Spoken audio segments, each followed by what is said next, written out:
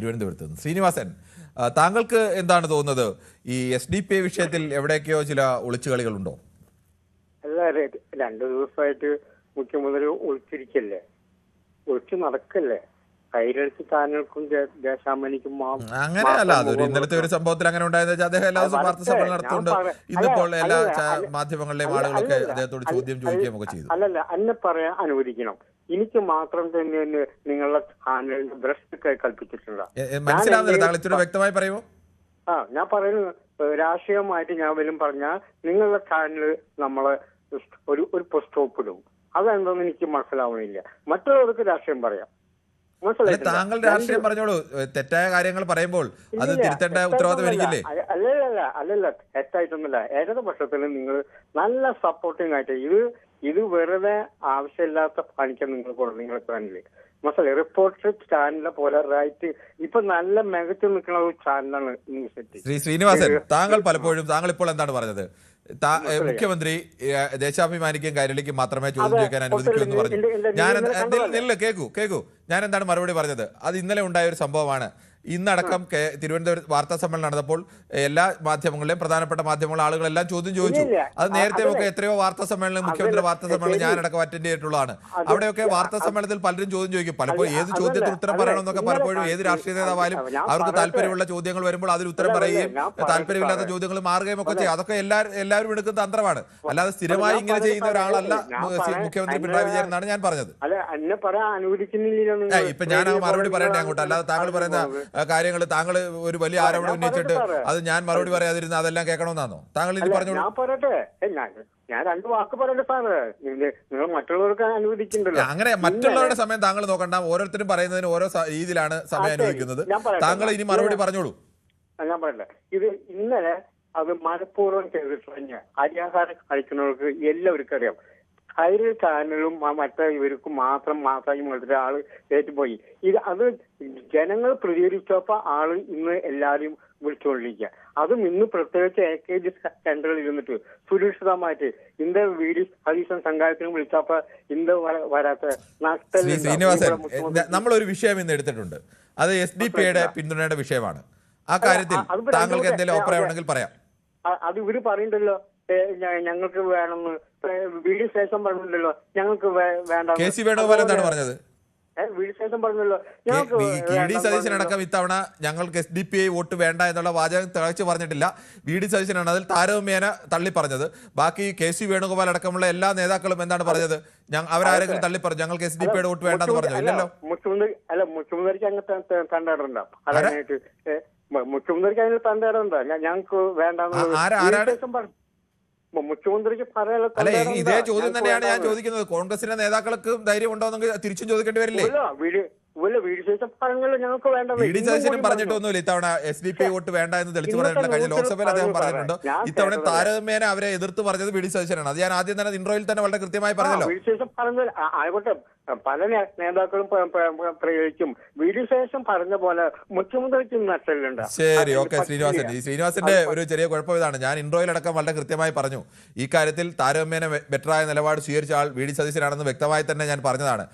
താങ്കൾക്ക് പറയുന്ന രാഷ്ട്രീയമല്ല, അത് തെറ്റായിട്ടാണെങ്കിൽ ഇതുമായി ഒരു ബന്ധമില്ലാത്ത വിഷയം മുഖ്യമന്ത്രി വാർത്താ സമ്മേളനം നടത്തിയതിനെ കുറിച്ച് താങ്കൾ വന്ന് തെറ്റായ ഒരു പ്രഖ്യാപനം നടത്തി. എന്നിട്ട് അതിന് പറയാൻ സമ്മതിക്കുന്നില്ല. ഇത് മറ്റ് ചാനലാണ് എന്നൊക്കെ പറഞ്ഞാൽ സ്വാഭാവികമായി മറുപടി പറയേണ്ടി വരും. ശ്രീനിവാസൻ, ഒരു ചാനലിൽ ഒരു വിഷയം എടുക്കുന്നെങ്കിൽ ആ വിഷയത്തിൽ താങ്കൾക്ക് എന്തെല്ലാം കാര്യങ്ങൾ പറയാം? താങ്കളുടെ കോൺഗ്രസ് അനുഭവം വെച്ചുകൊണ്ട് തന്നെ താങ്കൾക്ക് CPM-നെതിരെ തിരിഞ്ഞാൻ എന്തെല്ലാം കാര്യങ്ങളുണ്ടായിരുന്നു? അതൊക്കെ പറയുന്നതിന് പകരം ഇങ്ങനെ തെറ്റായ വ്യാഖ്യാനങ്ങൾ എടുത്താൽ ഇത്തരം മറുപടി തന്നെ കേൾക്കേണ്ടി വരും. ശ്രീനിവാസൻ, ശ്രീ പ്രേമനാണ് ചെന്നൈയിൽ നിന്നും. ശ്രീ പ്രേമൻ, താങ്കൾ എങ്ങനെയാണ് കാണുന്നത്? കേരളത്തിലെ 2 പ്രധാനപ്പെട്ട മുന്നണികൾ, ഈ 2 മുന്നണികളും SDP-യുടെ വോട്ടിന്റെ വിഷയത്തിൽ വേണ്ട എന്ന് ഉറപ്പിച്ചു പറയാൻ തയ്യാറാവുന്നില്ല. ഒരു വർഗീയ പാർട്ടികളുടെയും വോട്ട് വേണ്ടെന്ന് മുഖ്യമന്ത്രി ഇന്നലെ പറഞ്ഞു കഴിഞ്ഞാൽ, പത്രസമ്മേളനത്തിന് പറഞ്ഞു കഴിഞ്ഞാൽ ഒരു വർഗീയ പാർട്ടികളുമായും ഞങ്ങൾ ചർച്ച നടത്തിയിട്ടില്ല എന്ന് പറഞ്ഞാൽ അതിലെല്ലാം ആയില്ലേ? പേര് പറയുന്നില്ല, ആവർത്തിച്ച് ചോദിക്കുമ്പോൾ SDP-യുടെ പേര് പറയണമെന്നില്ല, അതിലെല്ലാം അടങ്ങിയില്ല. ഇപ്പൊ പേര് പറയാൻ എന്താണ് മടി? ഇതിന്റെ ഒരു പേര് പറഞ്ഞില്ലാതെ എല്ലാ ഒരു വർഗീയ പാർട്ടിയുടെയും വോട്ട് വേണ്ടെന്ന് പറഞ്ഞു കഴിഞ്ഞാൽ നിയമത്ത് എങ്ങനെയാണ് നിലപാട്? അടങ്ങി നിയമത്ത് എന്താണ് നിലപാട്? കേരളത്തിൽ അതല്ല. കാരണം പറഞ്ഞാൽ ഓരോ സാഹചര്യത്തിൽ ഇപ്പം ഒരു കാലത്ത് പറഞ്ഞ കോൺഗ്രസ് ആയിരുന്നു മുഖ്യ ശത്രു. ഇന്ന് മുഖ്യ ശത്രു കോൺഗ്രസ് ആണോ? ഇന്ന് BJP ആണ് മുഖ്യ ശത്രുവായിട്ട് പിന്നെ LDF കാണുന്നത്. അതുപോലെ സാഹചര്യങ്ങൾ മാറുമല്ലോ. അപ്പൊ അതിനനുസരിച്ചിട്ട് ചില നിലപാടുകൾ എടുക്കും. അത് സ്വാഭാവികമല്ലേ? ഇപ്പം വോട്ട് വേണ്ട എന്ന് പറഞ്ഞാൽ ഇത് ഒരു വർഗീയ പാർട്ടികളും വോട്ട് വേണ്ട എന്ന് പറഞ്ഞാൽ അതിൽ എല്ലാം അടങ്ങിയെന്നാ ഞാൻ മനസ്സിലാക്കുന്നത്. അതെങ്ങനെയാണ് ശ്രീ പ്രേമന ഒരു വർഗീയ പാർട്ടിയുടെ വോട്ട് വേണ്ടെന്ന് പറയുകയും നിയമത്ത് അവിടെ SDPI വോട്ട് വേണമെന്ന് അവർ പരസ്യമായി വോട്ട് നിങ്ങൾക്കാണ് പിന്തുണ നൽകുന്നതെന്ന് പറയുന്നു. കഴിഞ്ഞ തവണ പിന്തുണ നൽകിയെന്ന് പറയുന്നു. അവിടുത്തെ സ്ഥാനാർത്ഥി തന്നെ പറയുന്നു എല്ലാവരുടെയും വോട്ട് ഞാൻ സ്വീകരിക്കുമെന്ന് സ്ഥാനാർത്ഥി തന്നെ പറയുന്നു. അപ്പോൾ പിന്നെ അതിനെല്ലാം അടങ്ങി എന്നൊന്നും പറയുന്നതിൽ അർത്ഥമില്ല, ഒഴിഞ്ഞു മാറി എന്ന് വേണമെങ്കിൽ പറയാം. മുഖ്യമന്ത്രി വെളിപ്പെടുത്തേണ്ടത് മുഖ്യമന്ത്രി പിന്നെ ഇന്നലെ പത്രസമ്മേളനത്തിൽ വെളിപ്പെടുത്തിയിട്ടുണ്ട്. കാരണം ഇല്ല, വെളിപ്പെടുത്തിയിട്ടില്ല ശ്രീ പ്രേമൻ. ഇന്നലെ മുഖ്യമന്ത്രി പത്രസമ്മേളനത്തിൽ എണീറ്റ് പോയത് തന്നെ ഈ ചോദ്യത്തോട് പ്രതികരിക്കാതെയാണ്. ചർച്ച നടത്തിയിട്ടില്ല. അതിൽ എല്ലാം അടങ്ങി. അതുകൊണ്ട് തന്നെ അത് പ്രത്യേക ഓരോ പിന്നെ പാർട്ടിന് SDPI ആയാലും വെൽഫെയർ പാർട്ടി അങ്ങനെ ഓരോന്നോരോന്നെടുത്ത് പറയേണ്ടെന്ന് ആവശ്യമില്ല. അതിലെല്ലാം അടങ്ങിയെന്ന് ഞാൻ മനസ്സിലാക്കുന്നത്. വെൽഫെയർ പാർട്ടിയുടെ നിലപാട് അങ്ങനെ അല്ല കേട്ടോ. വെൽഫെയർ പാർട്ടിയെ കുറിച്ച് അതുകൂടി താങ്കൾ ഓർത്തിരുന്നു. ചേർത്ത് പറയുമ്പോൾ വെൽഫെയർ പാർട്ടി ഇത്തവണ എടുത്ത നിലപാടെന്താണ് താങ്കൾക്ക് അറിയാമല്ലോ. അറിയാലോ, കഴിഞ്ഞ UDF. അപ്പൊ പിന്നെ അതിനകത്ത് അത് ചേർത്ത് പറയണ്ട. ശരി, ദിനേശനാണ് കാസർഗോഡ്. ദിനേശൻ, താങ്കൾക്ക് എന്ത് തോന്നുന്നു, എന്തുകൊണ്ടാവും ഈ SDPയുടെ വോട്ട് ചില സ്ഥലങ്ങളിൽ UDFനും ചില സ്ഥലങ്ങളിൽ LDFനും ഇത് അനിവാര്യമാണ് എന്നതുകൊണ്ടാണോ അവരുടെ വോട്ട് വേണ്ട എന്ന് പറയുന്നത്? എന്നാൽ ഇവരുമായി ഏതെങ്കിലും തരത്തിൽ ബന്ധമുണ്ട് എന്നുള്ള കാര്യം സമ്മതിക്കാനും ഇരു കൂട്ടരും തയ്യാറല്ല. ദിനേശൻ പറഞ്ഞോളൂ. നമസ്കാരം സാറേ. നമസ്കാരം. ആദ്യമായിട്ടാണ് സാറെ കിട്ടുന്നത്. ശരി ശ്രീ ദിനേശൻ. ദിനേശൻ എവിടെയാണ്? കാസർഗോഡ്. കാസർഗോഡ് ബേക്കൽ ബീച്ചിന്റെ അടുത്താണ് സാറേ. ഓക്കെ, ശരി. താങ്കൾക്ക് എന്താണ് ഈ അഭിപ്രായത്തിൽ? സ്വാഭാവികമായും കാസർഗോഡ് ആകുമ്പോൾ ഈ SDPI രാഷ്ട്രീയത്തെ കുറിച്ചൊക്കെ നന്നായി അറിയായിരിക്കുമെന്ന് കരുതുന്നു. നമുക്ക് വികസനം വേണം, പാവപ്പെട്ടവരെ സഹായിക്കണം. പറഞ്ഞോളൂ. ആര് വന്നാലും ജനങ്ങളെ വേദന അത് അറിയാപ്പോ. ശരി, ഓക്കെ. ശ്രീ സുനിലാണ്, ദുബൈയിൽ നിന്നാണ്. ശ്രീ സുനിൽ, താങ്കൾക്ക് ഈ SDPയോടുള്ള ഇരു മുന്നണികളുടെയും നിലപാടിൽ എന്താണ് അഭിപ്രായം? ഞാൻ ദുബായിൽ നിന്ന് വിളിക്കുന്നത്. ഞാൻ പറയാൻ വന്നത് ഈ SDPയോടുള്ള നിലപാട് ഇരുമുന്നണികളുടെ കാര്യത്തെ കുറിച്ച് പറയുകയാണെങ്കിൽ അതിപ്പം എല്ലാവരും തരാതരം വോട്ടാണല്ലോ. അതും ഈ ഒരു രജിസ്റ്റേർഡ് പാർട്ടി എന്ന് പറഞ്ഞാൽ അവരുടെയും വോട്ടാണല്ലോ എല്ലാവരുടെയും പ്രശ്നം.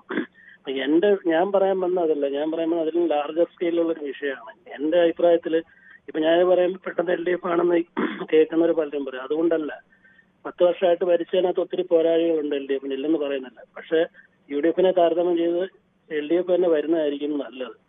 കാരണം ഞാൻ പറഞ്ഞ ലാർജർ പെർസ്പെക്റ്റീവിലെ കാര്യം പറയുന്നത്, ഇവിടെ നാട്ടിലെ ഭരണത്തിൽ ഇപ്പൊ ആര് മുഖ്യമന്ത്രി അതൊക്കെ UDF കാലം ജയിച്ചു വന്നാൽ അവരുടെ വിഷയമാണ്. അത് എത്ര ടൈം എടുക്കും അതും അവരുടെ വിഷയമാണ്.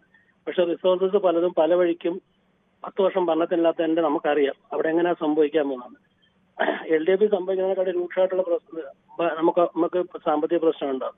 ഇനി വേറെ ഇതിനെക്കാട്ടി ഏറ്റവും വലിയ ലാർജർ പ്രശ്നം UDF വന്നുള്ള വേറെ വിഷയം വെച്ച് കഴിഞ്ഞാൽ ഇന്ന് ഇന്ത്യയിൽ കോൺഗ്രസിന് 3 മുതൽ 4 സ്റ്റേറ്റുകൾ. അതിൽ കർണാടകയാണ് മെയിനായിട്ട്. കർണാടകയും തെലങ്കാനയാണ് കേന്ദ്രത്തിലേക്ക് റിസോഴ്സസ് പോകുന്ന സ്റ്റേറ്റ്. അതിൽ കർണാടകയുടെ കാര്യം താങ്കൾക്ക് നന്നായിട്ട് അറിയാം. ഇനി എന്താ സംഭവിക്കാൻ അവിടുത്തെ ഈ ഇലക്ഷൻ നടക്കുന്നുണ്ട്. കഴിഞ്ഞ ഉടനെ DK ശിവകുമാർ വാളെടുക്കും. ഹിമാചലിലാണെങ്കിൽ 3 മാസമായി. നമ്മുടെ വിഷയം അതല്ല, അതൊക്കെ ഓരോ പാർട്ടികളും അല്ല ഞാൻ പറഞ്ഞത് നമ്മുടെ വിഷയമുള്ളതുകൊണ്ട് നമുക്ക് തൽക്കാലം അതിലേക്ക് കടന്ന് മുന്നോട്ട് പോകാനാവില്ല. അത്തരം ചർച്ചകളൊക്കെ ഓരോരുത്തർക്കും അവരുടേതായ അഭിപ്രായങ്ങളൊക്കെയാണ്. നമ്മൾ പക്ഷേ ഒരു ദിവസം ഒരു വിഷയം എടുത്താൽ ആ വിഷയത്തിൽ അഭിപ്രായം പറയണം എന്നുള്ളതാണ്. നമുക്ക് വേഗത്തിൽ നമുക്ക് ഇടവേളയിലേക്ക് കടക്കും മുമ്പ് ചില യൂട്യൂബ് കമന്റുകൾ കൂടി വേഗത്തിലൊന്ന് ഞാൻ വായിക്കാം.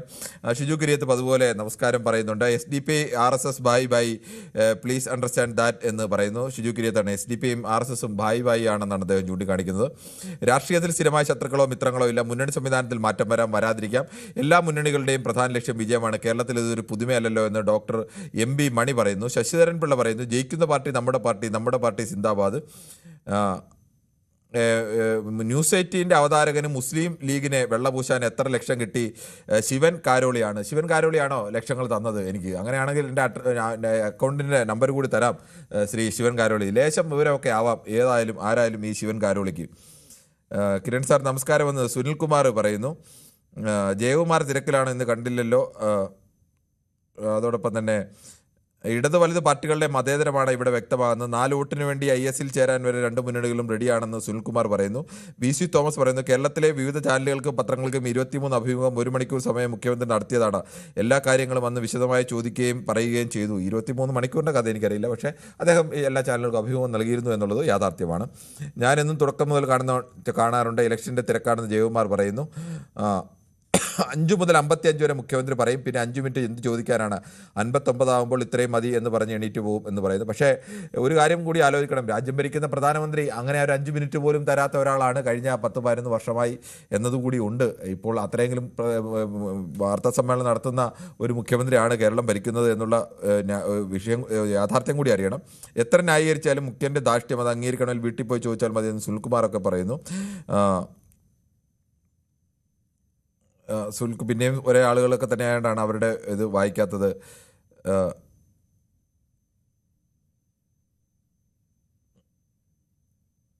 മാസ്ക്വീൻ ടോക്സ്, ഞാൻ അപർണ, പാർട്ടികൾക്ക് SDP വോട്ട് വേണ്ട എന്ന് പറയുന്നത് ബുദ്ധിമുട്ടാണ്. പൊതുവേ ഡിസ്റ്റൻസ് മെയിൻറ്റെയിൻ ചെയ്യും, പക്ഷേ നേരിട്ട് വോട്ട് വേണ്ട എന്ന് പറയില്ല. തുറന്നു പറഞ്ഞാൽ വോട്ടർമാരെ നഷ്ടപ്പെടാനുള്ള സാധ്യത എന്നുള്ളതാണ് മാസ്ക്വീൻ ടോക്സ് പറയുന്നത്. അത് ഏറെക്കുറെ എനിക്ക് തോന്നുന്നു ആ തരത്തിലൊക്കെ ആവും പാർട്ടികളൊക്കെ. അവർക്ക് വേണ്ട എന്ന് പറയാൻ ആർക്കും ധൈര്യമില്ല, പക്ഷേ അവരെ അടുപ്പിക്കാനും ആർക്കും അത്ര താല്പര്യവുമില്ല.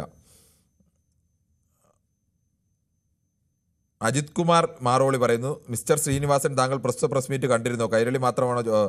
എന്തായാലും അത് അതുമായി ബന്ധപ്പെട്ട വിഷയമല്ല. പഞ്ചായത്ത് തെരഞ്ഞെടുപ്പിൽ UDF വോട്ട് വാങ്ങിയതാണല്ലോ ഈ പ്രാവശ്യം LDFന് കൊടുക്കുന്നത്, അത്ര തന്നെ.